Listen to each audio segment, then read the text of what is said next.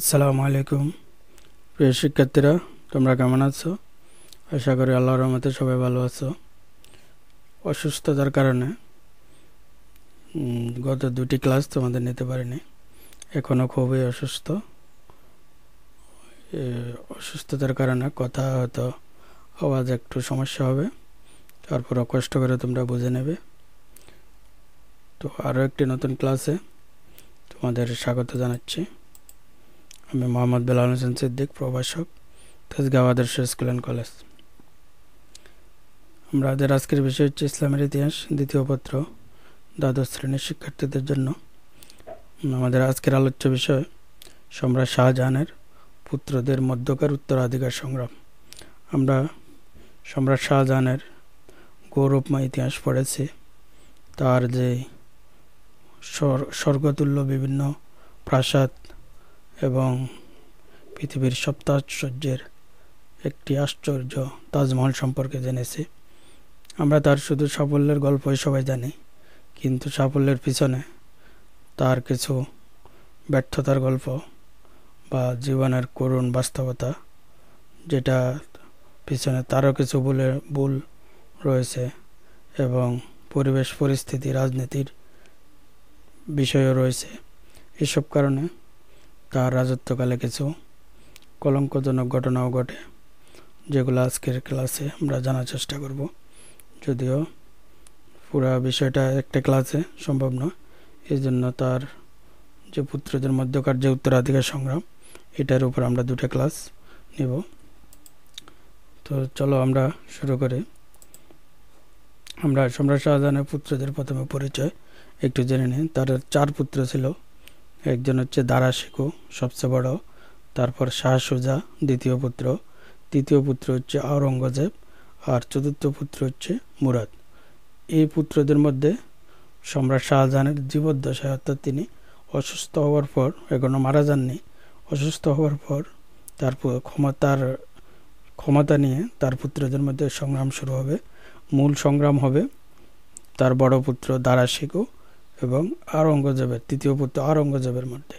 আওরঙ্গজেবের 4 পুত্রের মধ্যে আওরঙ্গজেব হচ্ছে সবচেয়ে যোগ্যতা সম্পন্ন ব্যক্তি। তিনি তার কূটকৌশল, রাজনৈতিক জ্ঞান এবং সামরিক দক্ষতা দিয়ে অপর 2 ভাইকে, শাহ সুজা এবং মুরাদকে নিজের পক্ষ নিয়ে প্রথমে বড় ভাই দারা শিকোকে পরাজিত করবেন। তাকে পরাজিত করার পর অপর 2 ভাইকেও তিনি পরাজিত করবেন। একজনকে মৃত্যুদণ্ড দেবেন, আর একজন পালিয়ে গিয়ে নিহত হবে। তার বড় ভাইকেও তিনি এক ধরনের মৃত্যুদণ্ড দিয়ে দিবেন।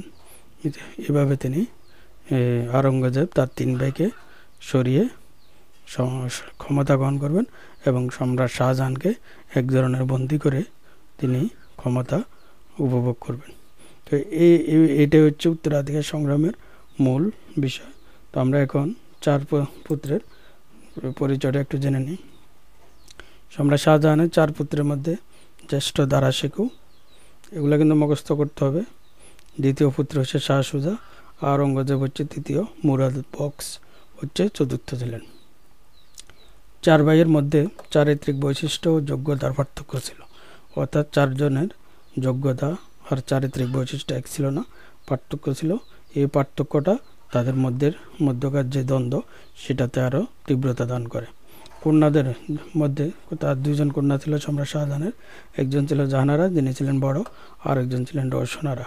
এই জাহানারা ছিল হচ্ছে বড় ভাই দারা শিকোর পক্ষে, আর রওশনারা ছিল এই আওরঙ্গজেবের পক্ষে। তো 6 ভাই বোনের সবাই উত্তরাধিকার সংগ্রামে কোনো না কোনোভাবে যুক্ত ছিলেন। প্রথমে হচ্ছে দারা শিকো। সম্রাটের জ্যেষ্ঠ পুত্র দারা শিকো ছিলেন পাঞ্জাব ও দিল্লির শাসনকর্তা, অর্থাৎ সম্রাট শাহজাহানের জীবদ্দশায় তিনি পাঞ্জাব এবং দিল্লি যে এলাকাটা আছে এটার শাসনকর্তা নিয়োগ করেন সম্রাট শাহজাহান তাকে। তিনি পণ্ডিত, বিদ্বান, উদার ধর্মবিশ্বাসী ছিলেন। তবে ব্যক্তিগত জীবনে তিনি ছিলেন দাম্ভিক, স্পষ্টভাষী, উদ্ধত প্রকৃতির। অর্থাৎ তার অনেক ভালো গুণ ছিল, কিন্তু এই কয়েকটা খারাপ গুণের কারণে তিনি এক ধরনের অহংকারী টাইপের ছিলেন, উদ্ধত প্রকৃতি ছিলেন। এই জন্য জনগণের একটা বিশাল অংশ তার পক্ষে ছিল না। এরপর হচ্ছে দ্বিতীয় পুত্র শাহ সুজা।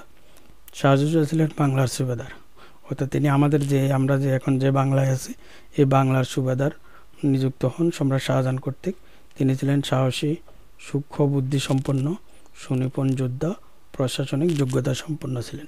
অর্থাৎ তারও অনেক গুরুত্বপূর্ণ যোগ্যতা ছিল, কারণ এগুলো সবই হচ্ছে রাজপরিবারের সদস্য। শাহজাদা এগুলার সবারই আসলে গুণ আছে, তবে কিছু কিছু দুর্বলতার কারণে অপর 3 ভাই পিছিয়ে পড়বেন, আওরঙ্গজেব এগিয়ে যাবেন। যেমন তিনি এই লোকের দুর্বলতা হচ্ছে তিনি ছিলেন ইন্দ্রিয় বিলাসী আয়েশী। ইন্দ্রিয় বিলাসী আয়েশী বলতে অর্থাৎ নিজের মন যা চায়, নিজের ভোগ বিলাস আরাম আয়েশ এগুলাতে তিনি বেশি মগ্ন থাকতেন। এই কারণে তার এই গুণ থাকা সত্ত্বেও তিনি উত্তরাধিকারী সংগ্রামে সুবিধা করতে পারেননি। আর ধর্মবিশ্বাসে তিনি ছিলেন একজন শিয়া। তৃতীয় পুত্র আওরঙ্গজেব। সম্রাট শাহজাহানের পুত্রদের মধ্যে তৃতীয় পুত্র আওরঙ্গজেব ছিলেন সবচেয়ে যোগ্য। এটা একটা নৈতিক প্রশ্ন, কিন্তু জ্ঞানমূলক প্রশ্ন আসতে পারে। যুদ্ধবিদ্যা ও প্রশাসন পরিচালনায় তিনি সমান দক্ষ ছিলেন। অর্থাৎ যেমন যুদ্ধবিদ্যা পারদর্শী ছিলেন, তেমনি প্রশাসনিক যোগ্যতার দিক থেকে তিনি দক্ষ ছিলেন। তিনি প্রখর কূটনীতিক জ্ঞানের অধিকারী ছিলেন এবং নির্মল চরিত্রের অধিকারী ছিলেন।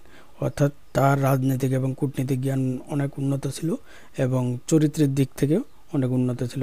অর্থাৎ তখনকার সময় শাহজাদারা যে মদ, নারী, জুয়া এগুলো নিয়ে যে আরাম আয়েশে মগ্ন থাকতেন, আওরঙ্গজেব সেরকম ছিলেন না। ধর্মীয় অনুশাসন মেনে চলার ক্ষেত্রে তিনি খুবই নিষ্ঠাবান ছিলেন। অর্থাৎ তিনি ধর্মকর্ম পালন করতেন। দাক্ষিণাত্য ছাড়াও তিনি গুজরাটের সুবাদারের দায়িত্ব পালন করেন। তো এভাবে এই ভাইদের মধ্যে এই আওরঙ্গজেব এভাবে বিভিন্ন সদ্গুণের কারণে উত্তরাধিকারী যে দ্বন্দ্ব, সংগ্রাম, প্রতিযোগিতা সেখানে তিনি এগিয়ে থাকবেন, তার এই গুণগুলোর কারণে, তার কোনো খারাপ গুণ না থাকার কারণে। সবচেয়ে ছোট ছেলে হচ্ছে মুরাদ। সম্রাট শাহজাহানের কনিষ্ঠ পুত্র হচ্ছে মুরাদ ছিলেন গুজরাটের সুবাদার। তিনি সাহসী ও রণকৌশলী যোদ্ধা ছিলেন। অর্থাৎ তিনিও সাহসী ছিলেন, রণকৌশলী যোদ্ধা ছিলেন। সরল ও উদার হৃদয়ের অধিকারী হলেও প্রবল ইন্দ্রিয় আসক্তির কারণে রাজনীতি ও প্রশাসনের পরিচালনায় বিশেষ কৃতিত্ব দেখাতে পারেন। ওই যে তার দ্বিতীয় ভাইয়ের মতো ইনিও ছিলেন ইন্দ্রিয় আসক্তি ও ভোগ বিলাসে মগ্ন থাকতেন। এই মগ্ন থাকার কারণে তার গুণ থাকার পরেও তিনি পিছিয়ে পড়েন।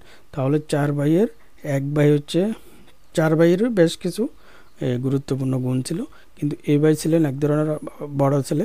দারাশিকও ছিলেন দাম্ভিক, অহংকারী, স্পষ্টভাষী, সাহসুজা। আর মুরাদ ছিলেন আরাম আয়েশে বিশ্বাসী, ভোগ বিলাসে বিশ্বাসী। আর আওরঙ্গজেব এই ভোগ বিলাস এগুলো থেকে দূরে ছিলেন, আরও বিভিন্ন সদ্গুণ এবং যুদ্ধবিদ্যায় পারদর্শী ছিলেন। এই জন্য 4 ভাইয়ের মধ্যে আমরা দেখব যে আওরঙ্গজেব এই উত্তরাধিকারী সংগ্রামে এগিয়ে যাবেন এবং শেষ পর্যন্ত জয়যুক্ত হয়ে ক্ষমতা দখল করবেন। এখন আমরা দেখব উত্তরাধিকারী সংগ্রাম, অর্থাৎ সম্রাট শাহজাহানের পুত্রদের মধ্যে যে উত্তরাধিকারী সংগ্রাম বা যুদ্ধ চলে সেটার পেছনে কারণ কি। তোমরা এই উত্তরাধিকারী সংগ্রাম উপর প্রশ্ন আসে, এটা খুবই গুরুত্বপূর্ণ টপিকস। আমি খুবই সংক্ষেপে এই কারণগুলো নোট করেছি, তোমরা এই নোটগুলো অবশ্যই খাতায় লিখে রাখবে। 1657 সালে সম্রাট শাহজাহান গুরুতর অসুস্থ হয়ে পড়েন। সালটা মনে রাখতে হবে, 57 সালে অসুস্থ হয়ে পড়েন। এই অবস্থা তার মৃত্যু পর্যন্ত অপেক্ষা না করে সিংহাসন অধিকারের প্রশ্নে তার 4 পুত্র অধীর হয়ে ওঠে। অর্থাৎ বাবা মাত্র অসুস্থ হয়েছে, এই সুযোগে কে সিংহাসন দখল করবে এটা নিয়ে পুত্রদের মধ্যে অস্থিরতা সৃষ্টি হয়। তাদের মধ্যে উত্তরাধিকার সংগ্রাম শুরু হয়ে যায়। এই উত্তরাধিকার সংগ্রামের পিছনে নানা কারণ ছিল বলে ঐতিহাসিকরা মনে করেন। এইসব কারণের মধ্যে উল্লেখযোগ্য ছিল, আমরা এখন একটা একটা দেখব। একটা হচ্ছে সুষ্ঠু উত্তরাধিকার নীতির অভাব। এটা আসলে শুধু সম্রাট শাহজাহানের সমস্যা না, পুরা মোগল সাম্রাজ্য জুড়ে আমরা দেখব যে তাদের কোনো সুষ্ঠু উত্তরাধিকার নীতি ছিল না। উত্তরাধিকার নীতি মানে হচ্ছে একজন রাজা মৃত্যুর পর বা তার পরবর্তীতে পরের রাজা কিভাবে হবে, সেটা কোন সিস্টেমে হবে, একটা সিস্টেম তো থাকবে, একটা আইন তো থাকবে। এরকম কোনো আইন মোগলদের ছিল না। এই জন্য এক সম্রাট মৃত্যুর পর পরবর্তী সম্রাট ক্ষমতা গ্রহণ করতে বা তার ভাইদের সাথে তাকে যুদ্ধ করতে হতো, তার ছেলেদের মধ্যে যুদ্ধ লেগে যেত ক্ষমতা নিয়ে। তো এই যে ওইটারই অংশ হিসেবে সম্রাট শাহজাহানের পুত্রদের মধ্যেও এই যুদ্ধ হয়। সিংহাসন লাভ বিষয়ে মোগলদের কোনো সুনির্দিষ্ট নীতি ছিল না, ফলে সিংহাসন নিয়ে পূর্ববর্তী সম্রাটদের আমলেও বিরোধ ও ভাতৃসংঘাত ছিল। সম্রাট শাহজাহানের রাজত্বেও এই ঘটনার পুনরাবৃত্তি ঘটেছিল। এরপর হচ্ছে শাহজাহানের পুত্রদের চারিত্রিক বৈপরীত্য। ওই যে পরিচয়ের মধ্যে যেটা দেখেছি, 4 পুত্রের 4 ধরনের বৈশিষ্ট্য ছিল এবং এক একজনের এক এক খারাপ দিক ছিল। এই যে চারিত্রিক এই খারাপ দিকের বৈপরীত্যের কারণে তাদের পুত্রদের মধ্যে সদ্ভাব সম্ভব হয়নি এবং সংঘাত অনিবার্য ছিল। শাহজাহানের 4 পুত্রের মধ্যে ব্যক্তিগত চরিত্র গুণাবলী যথেষ্ট পার্থক্য ছিল। চরিত্র ভালো অভিজ্ঞতায় আওরঙ্গজেবের তুলনায় রাজনীতি ও সমর কৌশলে অনভিজ্ঞ। দারার প্রতিদ্বন্দ্বিতা, দারা মানে বড় ভাই, বড় ছেলে যেটা দারা শিখু, দারার প্রতিদ্বন্দ্বিতার কোনো সামর্থ্য ছিল না। অর্থাৎ একদিকে আওরঙ্গজেব অভিজ্ঞতার দিক থেকে এগিয়েছিলেন, অন্যদিকে অনভিজ্ঞ দ্বারা প্রতিদ্বন্দ্বিতার কোনো সামর্থ্যই ছিল না। সুজা ও মুরাদ অর্থাৎ অপর যে 2 ভাই, দ্বিতীয় এবং চতুর্থ, সুজা ও মুরাদও আওরঙ্গজেবের যোগ্যতার কাছে একেবারে নিষ্প্রভ ছিল। অর্থাৎ 3 ভাই এই আওরঙ্গজেবের কাছে পিছিয়ে ছিল যোগ্যতার দিক থেকে, সব দিক থেকে। শাহজাদাদের চারিত্রিক গুণাবলীর এই বৈপরীত্য উত্তরাধিকার সংঘাতকে ত্বরান্বিত করেছিল বলে ঐতিহাসিকরা মনে করেন। তো এটা নোট করে নেবে। 3য় নম্বর কারণ, পুত্রদের প্রতি শাহজাহানের বৈষম্যমূলক আচরণ। অর্থাৎ 4 পুত্রের মধ্যে যে সমান আচরণ করার কথা সেটা শাহজাহান করতে পারেন না। ঐতিহাসিকরা এটাকে উত্তরাধিকার সংগ্রামের অন্যতম কারণ বলে অভিহিত করেছেন। এই সম্রাট শাহজাহান বড় ছেলে দারা শিকুর প্রতি একটু স্নেহ অন্ধ ছিলেন। যোগ্যতার দিক থেকে সবচেয়ে এগিয়ে থাকার পরেও আওরঙ্গজেবকে তিনি বিভিন্নভাবে হেয় প্রতিপন্ন করেন এবং আওরঙ্গজেবের যে দাক্ষিণাত্যে তিনি শাসনকর্তা নিযুক্ত করেছিলেন, এই বড় ভাই দারা শিকুর কুপরামর্শে শাহজাহান তাকে দাক্ষিণাত্যর সুবাদারি পদ থেকে অপসারণ করেন। এছাড়া এই দারা শিকুর বড় ছেলে দারা শিকুর পরামর্শে তা অপর 2 পুত্র এই যে সুজা এবং মুরাদকেও অপমানজনক পত্র লেখেন শাহজাহান। এই যে শাহজাহানের এই যে বৈষম্যমূলক যে আচরণ অপর 3 ছেলের প্রতি, এই বৈষম্যমূলক আচরণের কারণে ওই 3 ছেলে এই উত্তরাধিকারী সংগ্রামে এক ধরনের অংশগ্রহণ করতে বাধ্য হন। সম্রাট শাহজাহানের পুত্রদের প্রতি সম আচরণ করতে পারেন। অর্থাৎ সম্রাট শাহজাহান নিজের যে পুত্রদের প্রতি সম আচরণ করতে পারেননি। তার 4 পুত্রের মধ্যে আওরঙ্গজেব সবচেয়ে যোগ্য হওয়ার পরও দারা শিকুর প্রতি অন্ধ স্নেহের কারণে তিনি আওরঙ্গজেবের প্রতি সুবিচার করতে পারেননি। দারার প্ররোচনায় সম্রাট আওরঙ্গজেবকে দাক্ষিণাত্যের সুবাদার পদ থেকে পদত্যাগে বাধ্য করা সহ তিনি নানাভাবে তাকে হেয় করেন। এই যে হেয় করার কারণে এই আওরঙ্গজেব এই উত্তরাধিকার সংগ্রামে জড়িয়ে পড়েন।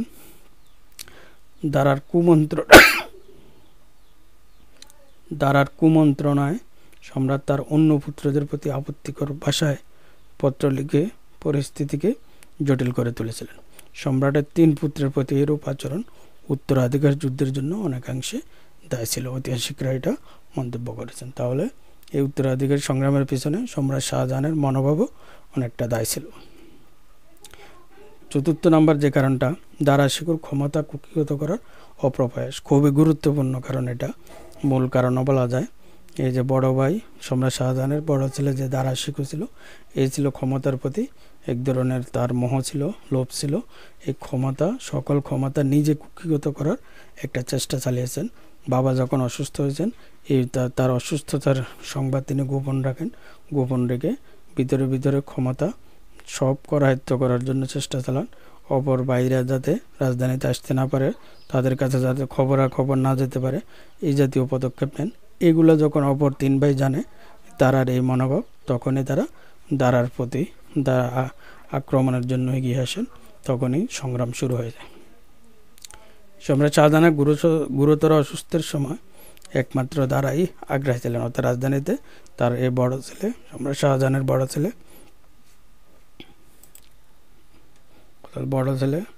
দারা শিকুই রাজধানী আগ্রায় ছিলেন। আর বাকিরাও তাদের যে শাসন এলাকা, যেমন আওরঙ্গজেব গুজরাটে ছিলেন, শাহ সুজা বাংলায় ছিলেন, মুরাদ আওরঙ্গজেব ছিলেন হচ্ছে দাক্ষিণাত্যে, এই মুরাদ ছিল গুজরাটে। তো এইভাবে 3 জায়গায় তাদের এলাকায় ছিল। আর রাজধানী আগ্রায় ছিল হচ্ছে দারা শিকু। তিনি সম্রাটের পক্ষে রাজকাজ পরিচালনা করছিলেন। যেহেতু সম্রাট অসুস্থ হয়ে গেছে, শাহজাহান এই যে তার পক্ষে রাজকাজ পরিচালনা করছিলেন। দারা এই সুযোগ কাজে লাগানোর চেষ্টা করেন। তিনি সম্রাটের অসুস্থতার খবর গোপন রাখেন, রাজদরবারের খবর যাতে বাইরের কাছে যেতে না পারে, সেই জন্য রাজধানীর সাথে সংযোগ রক্ষাকারী বাংলা, এই শাহজুজার এলাকা, গুজরাট হচ্ছে মুরাদের এলাকা, দাক্ষিণাত্য হচ্ছে এই আওরঙ্গজেবের এলাকা, এই তিনটা এলাকার সাথে যে রাস্তাগুলো ছিল এগুলো বন্ধ করে দেওয়া হয়। কেন্দ্রে বাইদের জায়গির ও সম্পত্তি বাজেয়াপ্ত করা, অর্থাৎ রাজধানীতে তো অপর তিন ভাইয়ের যে সম্পত্তি ছিল, জায়গির ছিল, এগুলো সব সরকারে মানে বাজেয়াপ্ত করা হয়।